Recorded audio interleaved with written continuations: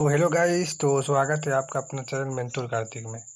जैसा कि हमारा आप जानते ही हैं कि सेमेस्टर 5 का सीरीज चल रहा था और हम लगातार वीडियो अपलोड कर रहे हैं। तो चलिए, हम आज का टॉपिक हमारा है अकबर का धार्मिक नीति। ठीक है, तो देखिए, अकबर का धार्मिक धार्मिक मतलब कि धर्म से रिलेटिव। सही बात है ना, धार्मिक से मतलब कि धर्म से रिलेटिव कोई नीति लाया होगा अकबर, उसी का नाम धार्मिक नीति रखा गया है। कहीं ना कहीं आपका भी दिमाग में यही आ रहा होगा। ठीक है, तो देखिए, धार्मिक नीति में अकबर का हम स्पेशल 3 चीज़ पढ़ने वाले हैं। जैसे कि पहला, इबादत खाने की स्थापना, तो उसके बाद मजहर की घोषणा, और तीसरा दीन इलाही। इसका स्थापना 1582 ईस्वी में किया था। ठीक है, तो स्पेशल हम तीनों चीज़ पढ़ने वाले हैं अकबर का धार्मिक नीति में। समझते हैं कि पहले समझ लेते हैं कि अकबर का धार्मिक नीति क्या है, फिर हम तीनों के बारे में बताएंगे। देखिए, अकबर का धार्मिक नीति जो था वो सुलह एक कुल के नीति पर आधारित था। किस पर आधारित था? सुलह एक कुल पर नीति पर आधारित था। ठीक है, जो सार्वभौमिक सहिष्णुता या सार्वभौमिक समन्वय की बात करता था। सभी धर्म को मतलब कि समन्वय मतलब समान का बात कर रहा था। जो सुलह एक कुल का जो नीति था वो। ठीक है, अकबर ने ये सिद्धांत अपने गुरु अब्दुल लतीफ से सीखा था। ठीक है, सार्वभौमिक समन्वय की जो बात कर रहा था अकबर, ये किससे सीखा था? वो किससे लिया था? वो अपने गुरु अब्दुल लतीफ से सीखा था। ठीक है, पर हुमायूं के राजत्व में उदारता का पक्ष था। जो बाबर जो इससे पहले था, जो हुमायूं भी इससे पहले था। ठीक है, हुमायूं के बाद ही तो आया ये। तो वो जो था, ये दोनों ये एक देखिए तुलना कर रहा है कि कैसे मतलब कि अकबर सभी शासकों में से अलग था। देखिए, बाबर हुमायूं जो था वो उदारता का पक्ष में था। ठीक है, किसका पक्ष में था? उदारता का पक्ष में था। तो लेकिन ये क्या हुआ कि भक्ति और सूफी समन्वय, समाज और बैरम खां जैसे सिया के संगीत आदि ने। देखिए, जैसे कि बैरम खां कौन था? बैरम खां तो इसी टाइम का था, इसका सेनापति था अकबर के टाइम, अकबर का था। और इसी टाइम था सूफी समन्वय भी था, सूफी लोग भी था। तो सूफी और कहीं ना कहीं और बैरम खां, ये कहीं ना कहीं इन दोनों का प्रभाव बहुत अधिक पड़ा। किस पर? अकबर पर। ठीक है, अकबर को प्रारंभ से ही कट्टर से दूर रखा। जो भक्ति लोग, जो भक्ति जो सूफी आंदोलन चला था। ठीक है, भक्ति और सूफी आंदोलन, और जो बैरम खां का जो व्यक्तित्व था, वो कहीं ना कहीं इन तीनों मिलकर एक पर्यावरण, एक समाज बनाया गया था। कहीं ना कहीं इसी से अकबर को प्रारंभ से ही कट्टर से दूर रखा था।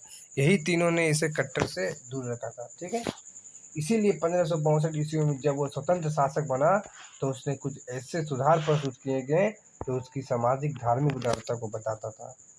ठीक है, जैसे ही ये शासक बना 1562 ईस्वी में, ठीक है, स्वतंत्र शासक बना, कहीं ना कहीं सब मतलब कि ये क्या था, अकबर अकबर का जो सोच था, जो धार्मिक उदारता था, वो सभी धर्मों के प्रति था। कट्टर नहीं था, सभी धर्मों के प्रति था। ठीक है, वो जैसे ही शासक बना, इसको और रोजगार किया। जैसे कि देखिए, 1562 में उसे क्या किया? युद्ध में जो बंदियों को दास बनाया गया था, जाने पर रोक कर दिया गया। युद्ध बंदियों को दास बनाए जाने पर रोक। तो युद्ध में जो लोग बंदी बनाए जाते थे, उनको दास अब नहीं बनाया जाएगा। दूसरा, 1563 में किया गया, जो तीर्थ यात्रा जो कर होता हुआ करता था, उन्हें भी समाप्त कर दिया गया। चौथा, जो 1564 में ईस्वी में जो जजिया कर पर भी रोक लगा दिया। कहीं ना कहीं ये क्या दर्शाता है?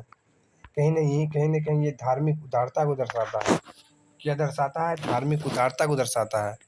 ठीक है, जो ही इसका धार्मिक नीति थी, अकबर का धार्मिक नीति तो यही है। ठीक है, वस्तुतः अकबर इस्लाम के रहस्यवादी पथ से प्रभावित था, अर्थात सूफी मत की ओर उसका झुकाव अधिक था। जैसे कि बताएं ऊपर हम, सूफी मत पर अधिक उसका झुकाव था। उसकी चाहत धर्म की सत्य की खोज करना था। इसके लिए उसने कर्मिक रूप से निम्न धारणाएं प्रस्तुत की हैं, जो अभी हम 3 को बताएंगे आपको। ठीक है, बस अब तो ये तो ट्रेलर था, अब देखिए पिक्चर अभी बाकी है। अब समझिए, देखिए, इबादत खाना। ठीक है, अब हम देखिए, सबसे पहले इबादत खाना पहला पॉइंट। ठीक है, ये समझिए, इसके बारे में अब एक दो पेज लिख दीजिएगा।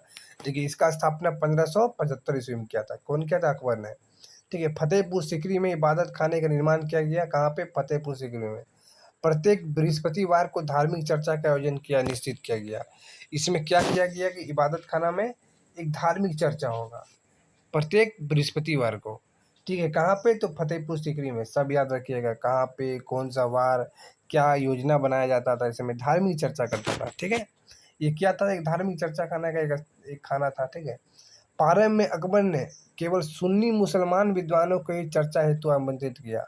शुरू में इस खाना में, इस इबादत खाने में सुन्नी मुसलमान, शिया मुसलमान नहीं, सिर्फ सुन्नी मुसलमान ही चर्चा में आते थे, बैठते थे, अपना योजना बनाते थे। ठीक है, किंतु उनके बीच विवाद ने अकबर को असंतुष्ट कर दिया गया।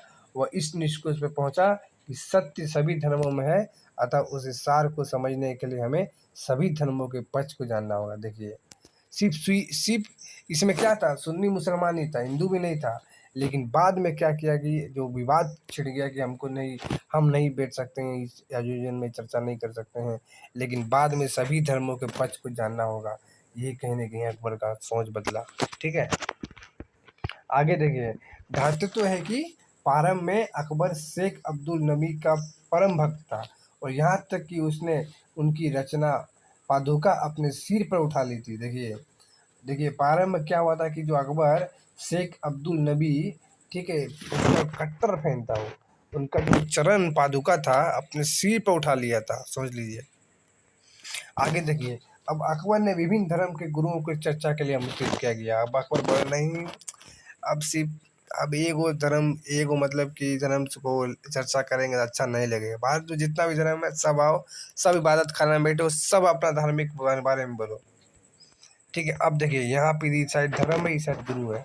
हिंदू लोग क्या हुआ कि देवी और पुरुषु तत्तम का अपना गुरु माना गया, उसे चर्चा होने लगा। पारसी और जरदुश्त ने, जैसे कि मेहरजी राणा, दस्तूरी राणा, अकबर ने सूर्य नमस्कार इन्हीं से सीखा था। ठीक है, ईसाई पुर्तगाली लोग क्या हुआ कि इस अपना गुरु अकाविवा मोन्सेट को माना। जैन ने, जैसे कि जैन अपना हरि विजय सूरी हुआ, चीन चंद्र सूरी हुआ। इसके अतिरिक्त शांति चंद्र हुआ, विजय सेन सूरी इबादत खाने में आते थे। ये लोग आदमी थे, मतलब कि ये लोग अपने अपने धर्म के लिए आते थे। ठीक है, जैसे पारसी में आता था मेहरजनी राणा, दस्तूरी राणा, अपना चर्चा करते थे, यहाँ आके बैठते थे। ठीक है, जैन में आते थे हरि विजन सूर्य आते थे, अपना चर्चा करके जाते थे। ईसाई में अका बीवी बीवा मॉन्स्ट्रेट आते थे, अपना चर्चा करते थे धर्म के बारे में। देखिए, अकबर ने इसी दौरान पुर्तगालियों ईसाई से को लाहौर और आगरा में चर्च बनाने की अनुमति दिया था। देखिए, अकबर ने इसी दौरान पुर्तगाली और ईसाइयों को लाहौर और आगरा में चर्च बनाने का अनुमति दिया था, सोच लीजिए। ऑब्जेक्टिव से अनुसार भी इम्पोर्टेंट है। ठीक है, आगे देखिए मजहर इबादत खाना हो गया। अब मजहर के बारे में सोचिए, जैसे कि आप जानते ही होंगे मजहर के बारे में कुछ न कुछ छोटा मोटा। इसका स्थापना 1579 ईस्वी में किया था।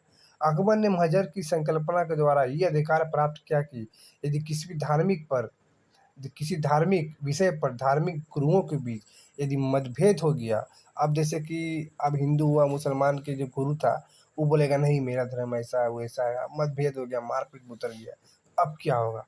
तो इस स्थिति को यदि बन गया तो उसे अंतिम व्याख्या अधिकार किसका होगा। अब बोलेगा नहीं ई शासक मेरा धर्म अच्छा है, ये अच्छा है, वो अच्छा है, वो बोलेगा हम मेरा अच्छा है। तो अब निर्णय कौन लेगा, फाइनल निर्णय कौन लेगा। तो फाइनल निर्णय, अंतिम व्याख्या का अधिकार शासक, ठीक है, शासक के पास रहेगा, जो मजहर की घोषणा हुआ करता था।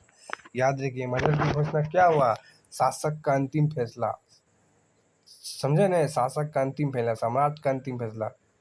हमें यह भी याद रखना होगा कि इसके द्वारा शासक को कुरान की व्याख्या का अधिकार नहीं दिया गया।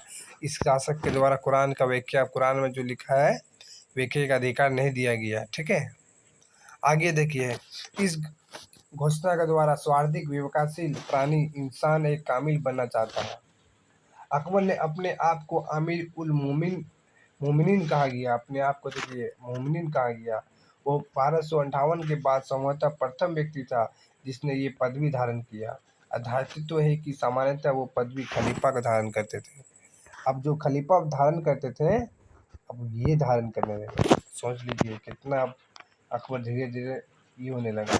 इस घोषणा के द्वारा उलमाओं ने अकबर को इमाम में आदिल घोषित किया गया। शिकारी देखिए, सिकरी की जामा मस्जिद ने उसे स्वयं खुतबा पढ़ा, जो एक कर्मकांडी का कदम था। मस्जिद में उसने स्वयं खुतबा पढ़ा, स्वयं। देखिए यहाँ एक सिकरी का जो जामा मस्जिद था उसने स्वयं खुतबा पढ़ा।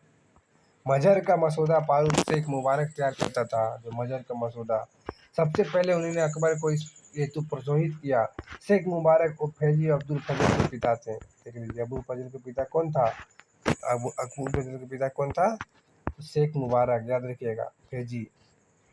उल्लेखनीय है कि इस पर तत्कालीन धार्मिक विद्वानों ने अब्दुल उल मुल्की, काजी जलालुद्दीन मुल्तानी, शेख मुबारक ने भी हस्ताक्षर किए। जो ये तत्कालीन जो विद्वान जो सिग्नेचर करते थे, तभी वहाँ पे मजहर पर जो शेख, जैसे शेख मुबारक हुआ, जलालुद्दीन मुल्तानी हुआ, ठीक है, अकुदुल उल मुल्क हुआ, ये अपने सिग्नेचर भी करते थे उसमें, ठीक है।